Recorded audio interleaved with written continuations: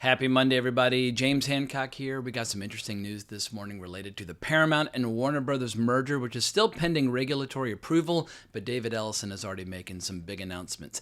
HBO Max and Paramount Plus will be combined into one mega streaming platform to compete with Netflix, a move which raises a lot of questions about the future, like branding. Do you go with Paramount or do you go with Warner Brothers? Because they're both two of the oldest brands in all of filmmaking, both of which are affiliated with a lot of classic movies, and you really can't go wrong with either. Or do you try to create something new?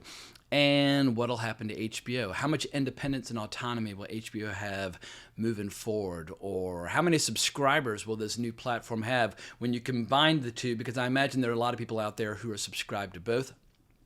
Will there be potential price increases? That's always been the big question about all these mergers. Like, are they consumer friendly, or is it just an opportunity to have less competition? And when you have less competition, there are fewer impediments to raising prices. But let's get into all of it, starting with Jennifer Moss's article over at Variety titled HBO Max and Paramount Plus to combine into one streaming platform. Paramount says HBO brand will operate with independence.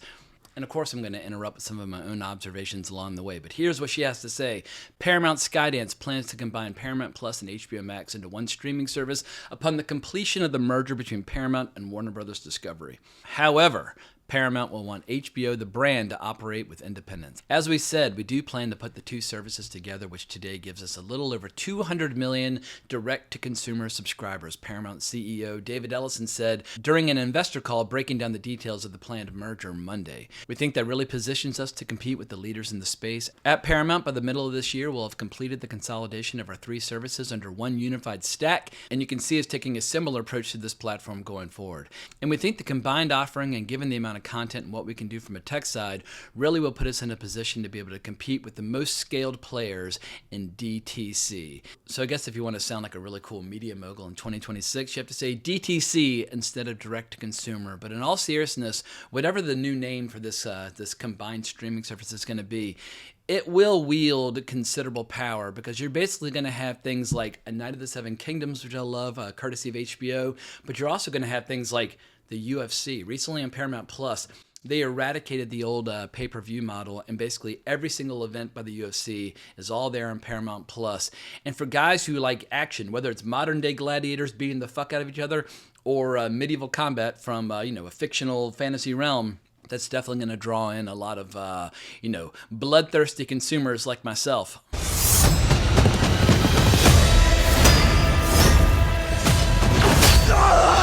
And as we look into the future, my biggest question is, to what extent will either Paramount or Warner Brothers continue to license their shows and movies to Netflix in the future, if at all, because obviously they're going to be massive rivals moving ahead.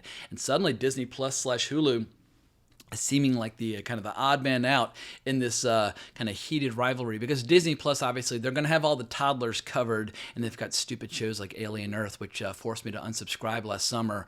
But they're seeming very safe and very boring and very kid-friendly compared to these two behemoths, these two streaming juggernauts. But getting back to the article, based on the call, it was not immediately clear what the setup of the new combined streamer will be, and whether HBO Max will be available as a tile within the service or fully integrated. However, Ellison did make it clear Paramount leadership wants to give HBO, currently run by Casey Bloys, the special treatment to continue developing and programming content without heavy oversight from Paramount's execs.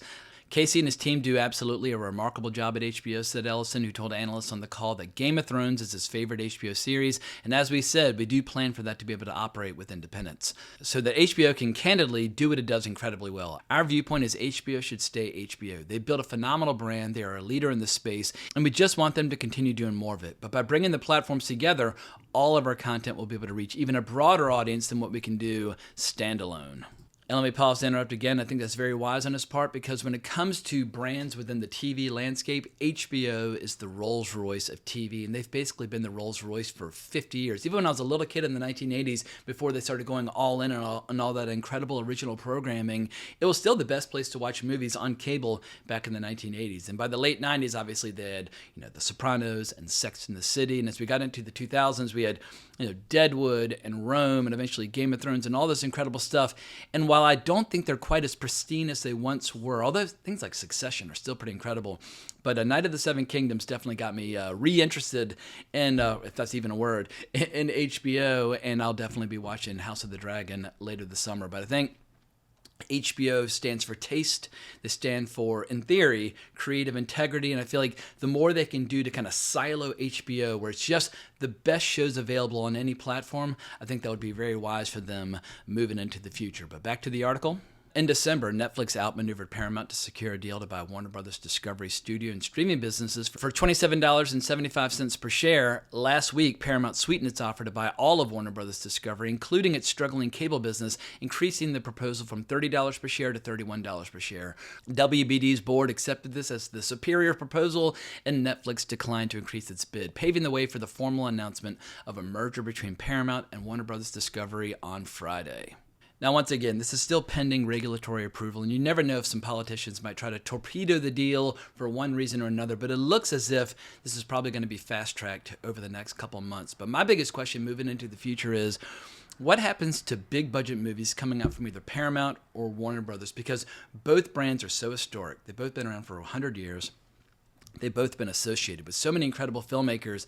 It would be criminal, basically from my point of view as like a nerdy film historian, it would be criminal to do away with either brand, but it also doesn't make sense for a company to continue to release movies under two different brands unless those brands are very different. Like Disney's trying to do that right now with Fox, but Fox definitely doesn't feel like the Fox that it was prior to Disney merging with Fox. Like Fox puts out a couple of movies a year, but it doesn't seem to have a strong brand identity.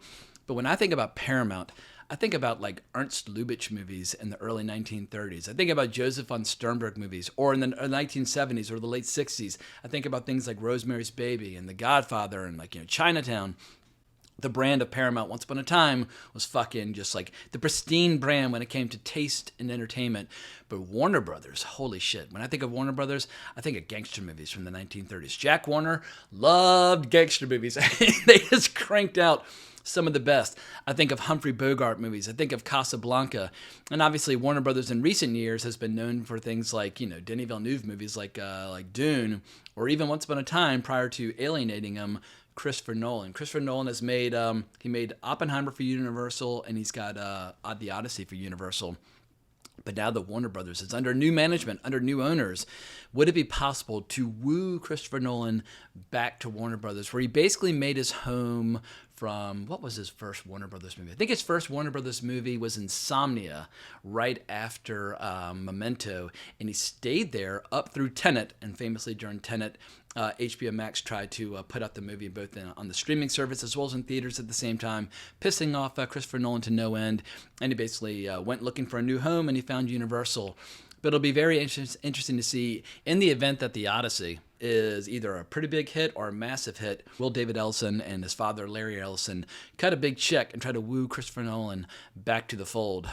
And in the past, David Ellison said that if Paramount were successful in acquiring Warner Brothers, they would plan on releasing 30 feature films per year, which would dwarf the output of every other studio out there.